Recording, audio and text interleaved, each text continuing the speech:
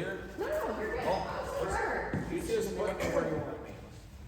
All right, so I'm Dr. Carla, and I own EHP Performance, and I'm here with Dawn and Lynn, and we're going to talk about some tough things that they've had in their life, about kind of their cardiac events, and we're just kind of want to get their take on kind of what they kind of went through and kind of go from there. So who wants to start? I'll let Lynn start. Okay. That's just how I roll. Okay, well, very much out of the blue, one Sunday night I was going to bed and laid down, didn't quite feel right, so I got up and thought, I'm going to just see what this is, and sat on the couch for a little bit, about 11 at night, and then all at once, holy smokes, this hurts. We got to go to town. And so went to Essentia immediately, and they called the surgeon and got him in there right away, and they couldn't get it done quick enough as far as I was concerned. So they put a stent in, had 100% blockage on one artery, and then he said, I'm going to have you come back in a couple weeks, and we're going to put a couple more in too, which they did. When they did the second one, I got back to the recovery room, and all at once I noticed problems on my left side, lost my vision on my left eye, and I started going numb in different places, and so they wanted to do some scans to try to see. They said we must have knocked something loose and caused a stroke. Then miraculously, a couple hours later, it cleared on its own, and that was the end of that. So thank your lucky stars there. Okay. Can I say one more thing? Yeah. So I'm laying in bed there. They wanted me to stay overnight, imagine that. So that evening I'm laying in bed about 9 o'clock, and then the neurologist rolls in. He's doing his rounds. And he was kind of a quiet guy. He didn't have much to say, but the only question he asked me, he was looking over what had happened that day. He said, what do you do for exercise? And I thought, wow, this guy's going somewhere with this, and I didn't really know what he was up to. And then I told him, I said, I used to go to the Y for many years, did various exercises, but 3 years ago I started doing CrossFit. And I said, I'm not totally regular on being there. I'm there when I can be there, but I love it. And then he went and looked at a bunch of other stuff and was kind of quiet and poking around. He said, well, I think you should go home tomorrow. Looks like everything's fine. And he said, but continue your exercise. That's the only recommendation. He didn't give me a handful of drugs. He did nothing else. He said, just go home and exercise. Yep. So that's my story, and I'm sticking to it. Well, my name's Dawn, and I had a heart attack 10/24/22. I had called in sick to work that morning. I was experiencing a migraine. Took a Imitrex, sat down on the couch, and my morning ritual is to call my daughter, my oldest one, and we were talking on the phone, and all of a sudden I was like, man, I don't feel so good. Like something's wrong, and I feel like I have heartburn, but I haven't eaten or drank anything yet today. Like I just have heartburn. And she's like, Mom, just lay down. And I'm like, whatever. So then we're still talking on the phone, and I went to lay down. I'm like, okay, it's better. And I'm like, nope, it's not good. Like something's wrong. Like I can't breathe. Like my chest. She's like, Mom. I'm like, well, maybe I'm having a heart attack. Kind of joking, because that's what I do to work through things. I like to kid a lot, and she's like, well, this isn't funny. Who can you call? And I said, well, nobody. I don't know. I just moved into the house. I don't know who to call. My husband had just flown to Eau Claire for work, so I was just wondering what I was going to do. So then I text Coach Jenny at like 9 a.m. And I said, hey, are you by chance at the gym? And she's like, no, why? I'm like, I think I might need to go to the ER. That's where I left her. Poor Jenny. I left her. Never texted her back after that. And then I'm like, oh, Katie, my neighbor works from home. Katie, are you working from home? She's like, yeah. I'm like, do you think you might be able to take me to the ER? She goes, what's going on? I'm like, I don't know. Might be having an allergic reaction, but I didn't really know what was going on. Pretty soon, by the time Katie got there, I had lost function in my legs and my arms. And I was crawling into the garage so she did not have to come into my house. Don't ask me why, I just didn't want her to have to come in my house. She picked me up, we walked to her car. I got in the back seat. By that time, I was losing bodily functions. I threw myself into the front yard in my pajamas with construction people across the street, so I was that person, unfortunately, and I started vomiting. And then I'm like, we need to go, I need to go back inside, because I needed to use the restroom. Didn't know if I was gonna make it. Get inside. By this time, I had disconnected with Tia, my oldest daughter, and she had called my husband. He is now calling on the phone, and I can't answer the phone. I can't do anything. Katie answers it. No, she doesn't, he's like, did you call 911? No, she doesn't really want me to call 911. Because why would you do that? And then he goes, well, how does she look? And I remember, I can hear this conversation, and Katie's like, great. And he's on speakerphone, call 911. So here I am in the bathroom, and all of a sudden, all of these EMTs and firemen, my house was swarmed. I was that neighbor in the neighborhood, and they're like, well, where's your medication? I'm like, well, I took this. So, Katie had my Imitrex, and do you take anything else? I'm like, no, I take an anxiety med, because I have anxiety. And that was about it, and at that point, and they're like, okay, strap me in the gurney thing, get me out to the ambulance, we're going to the ER. By the time they had got me in and settled, I was in there for a while. I don't even know what happened. I felt like I blacked out. Apparently I coded at that time. I thought I took a nap, it wasn't a nap. They said, nope, you did not, you coded, we need to go, let's go now. Started driving, I remember one bump, and then I coded again. And I didn't wake up till we got into the garage of Big Sanford on I-94, which is less than 6 minutes away from my house. Got in there. I didn't really fully wake up until I was in the ER room with a nurse, like this close to my face. She had really pretty eyes though. And I was like, oh, where am I? Like, what's going on? Like, well, you're having a heart attack, you've coded twice, where's your husband? And I'm like, in Eau Claire, like, nobody's here. So they called him, he immediately started driving. He must have called Tia, my oldest, and my other daughter, Ellie. They were all coming, one from Sioux Falls, one from basically St. Cloud. And they all basically got here around the same time, and they were able to. I went in, I had an angiogram, there's no blockages. It affected my widowmaker. Obviously I did not die, but they have no reason as to why I had a heart attack. I went in on a Monday. I was discharged Wednesday on the 26th with a battery pack vest. And then on the 31st of October, I had a defibrillator placed under my arm. And that was placed just as a reassurance in case I have it, because they even referred and talked with Mayo, and they don't understand what happened to me. They don't know why, they don't know if it's stress-induced, they don't know if it was the Imitrex, so I can no longer take anything for migraines. But since having my heart attack, I have not had one migraine. Nor have I. Because I was plagued, I would have one or two a week. Yes. And it was a problem in my life. I have not had one since. Right, my cardiac rehab was going to Sanford and running for 30 minutes, making sure that my heart can go up and then it can come down. I didn't do the full time because the people there were like, I don't see why you're here. Just go back to the gym that you're going to. They knew I was doing CrossFit. At first the cardiologist was like, you probably shouldn't be lifting weights. But then he must have started reading things and realized that, hey, it's okay. It's okay to get your heart rate high and have it come down. And the more consistent I have been coming to EHP, I have seen my heart rate go up, but it is coming down so much faster. My heart was at 40% way back, and now within 3 to 6 months, I was back to full heart function. I still have to go in and do checkups with my cardiologist and checkups with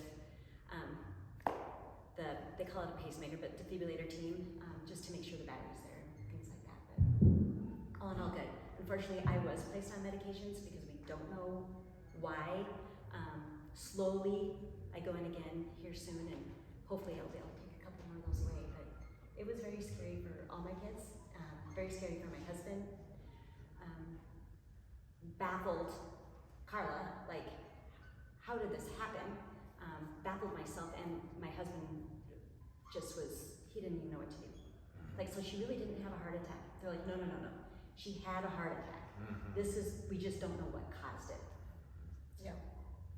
I need to clarify something I said. The neurologist didn't give me any medications to take, but the cardiologist gave me a half a dozen things to take. And I'm working through that and the side effects of those, and gradually we're getting rid of them. But at first they said, you will take these for the rest of your life. And I thought, I bet I won't. That's what I said too. So, question for you guys, because I know you've both talked about this. You guys have both been members at EHP for quite a while, like working on yourselves. And both of you told us that your cardiac rehab people didn't exactly, I mean, you were the anomaly, right, of what they see. Very much. And with each of you guys, just to make sure we brought you back to exercising in the appropriate way to be on par with your cardiac therapist. You guys each had a different coach kind of go with you, and they had you had certain questions they were supposed to ask kind of directed, and to bring back information so that we could keep you in a safe spot. What was your experience when the coach went with you to cardiac rehab? Well, Coach Jenny went with me, and it's always comical as we get together, but we went there and she was just like, they just put a heart strap on me and I just go. Like, there's not really a lot of anything happening, so she just sat and talked to me while we were doing it. She also came to my first appointment to ask questions after that too, and it was beneficial because I wasn't thinking straight. She already knew what she wanted to ask, and it was like I was along for the ride. It was nice to have somebody else there, seeing what I was doing. I do remember her being there and wanting to be there. She's like, well, just keep doing that and we'll see you back at the gym. Because it wasn't anything different than what we would be doing here. And that's basically what the rehab said. He's like, just go. And he knows Anna and Eric more. So he's like, just go. Like, I'm signing off. Like, we're done. You can come back here anytime you want, but just go ahead and go there. And then coming here, we use a unit called a MyZone, which kind of tracks your zones and where you're at, where you're working at. And we knew where we didn't want us to be, or myself in general, in the red, not being able to come down, or being too long in the red. Yellow seems to be my place of steadiness, so we just maintain there. But having that was a very much a reassurance, and I think it's reassurance for the coaches as well, because they can watch and see and know, okay, we're still good, everything's okay, and it gives you a peace of mind. It does. But it really helped. It helped me know how fast I was recovering, or if I wasn't, I'd be like, I'm not recovering, I was way too long in the yellow that day, or what. So then I know to pull back. Over the consistency over the past couple years that I've been able to maintain the consistency, and I've really focused on it this year in 24. 23 was kind of a woe is me year, but kind of kicked myself in the butt and kind of coming back. But yeah. How about you for Lucas? cardiac rehab? Yeah, Lucas went with me on the first one, and he was very quiet and trying to learn what he could from the coaches there. What are we supposed to watch for? What don't you want?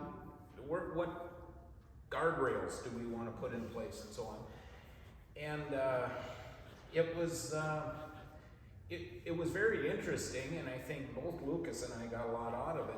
And afterward, I was talking to one of the coaches, and I said, well, we've never seen that before. And it was a great experience, but I'll tell you, I have been quite impressed actually with the rehab program where I'm going. And really all they're doing is monitoring blood pressure and heart rate through the workouts.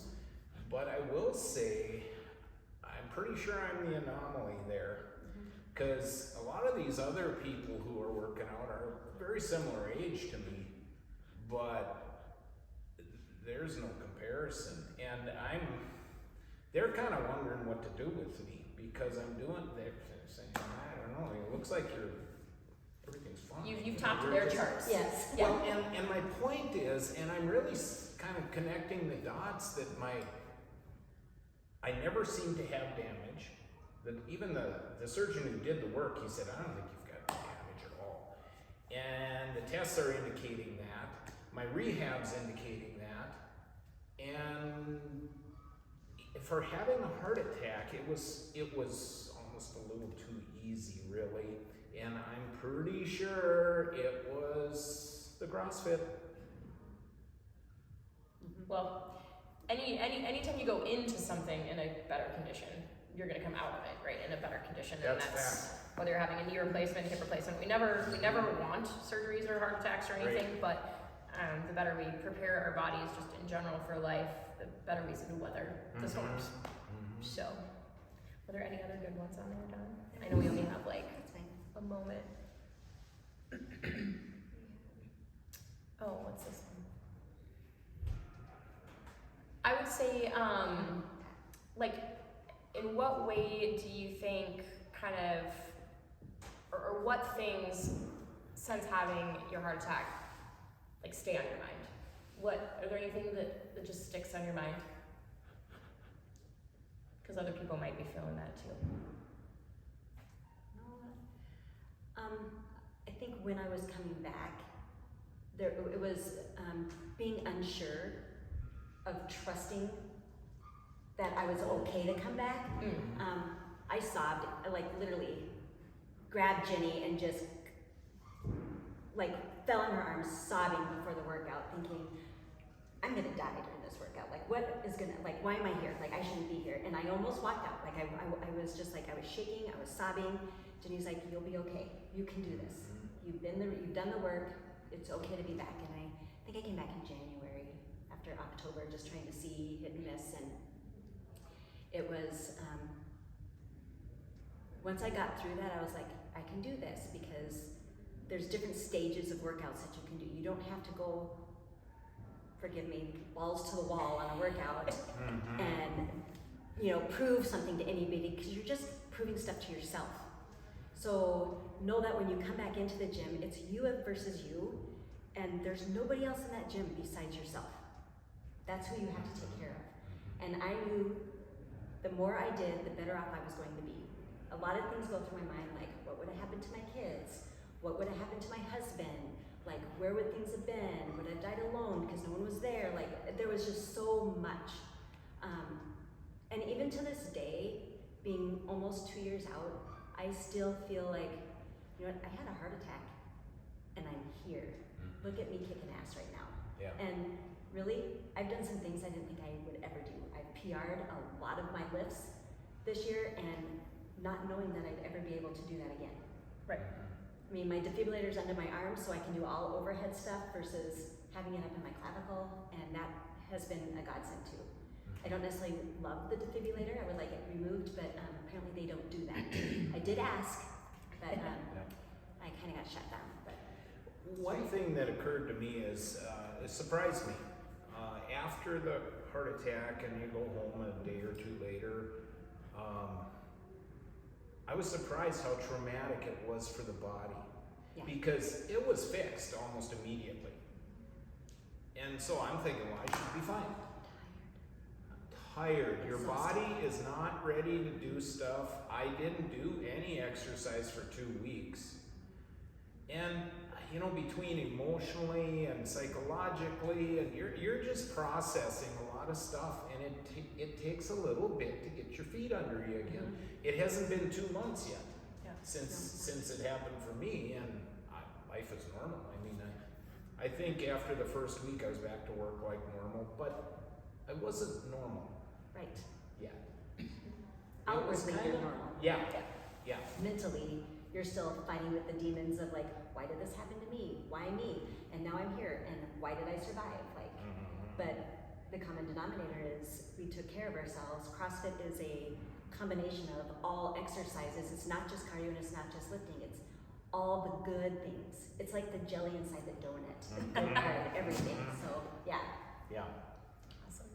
Well, thanks you guys for taking the time to like chat with us about your experiences, because I know sometimes it's hard to share. So we hope somebody watching gets to have a little boost of confidence in themselves, or reach out if you need some help if you've had this experience in your life. All right, thank you. Awesome. Thanks, you guys. Hopefully somebody started my class for me. Yeah.